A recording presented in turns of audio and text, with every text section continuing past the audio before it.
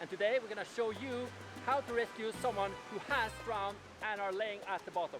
1. You spot someone laying at the bottom of the pool. Shocked by the sight, you quickly notify someone so they can call the ambulance and help you before you gracefully dive into the water. You don't want to spend too much time on this, as the victim may get impatient and die from drowning. 2. After diving into the water, you swim over to the victim. Make sure you don't swim at a pace where you're too out of breath to dive down when you get there. You do actually have to hold your breath long enough to swim down to the victim and get them up. 3. Dive down to the victim. If it's in the deepest end of the pool, you may have to squeeze your nose and blow out on the way down so your eardrums don't explode from the pressure. 4. Use both hands to grab under the victim's arms and plant both legs on the bottom of the pool. 5. Kick off hard to accelerate from the bottom and get some speed.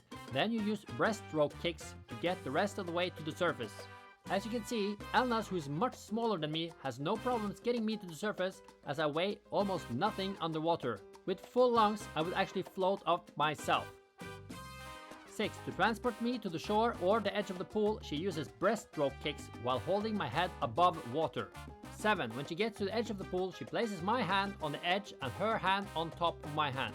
If she just lets me go, I would sink to the bottom and she would have to rescue me all over again, which would be very annoying for me, as I would get brain damage or die if I'm drowned too long.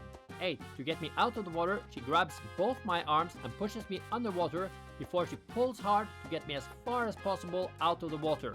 This way, the weightlessness I have in the water helps her give me some momentum so she can get me further out of the water with less force.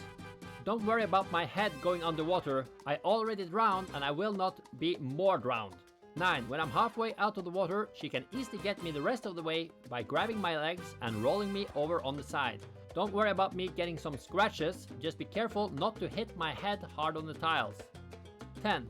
Once she gets me out of the water, she makes sure someone has called the ambulance. Then checks if I'm breathing. Then checks if I have a pulse for about 10 seconds. If I don't, she starts CPR and continues to do this until I start breathing, or the ambulance arrives with the medics who take over. CPR will be covered in another video, which will be linked in the description when it's out. If you want to see the difference between real-life rescue and Baywatch-style film rescue, you can check out this video linked in the description and up here.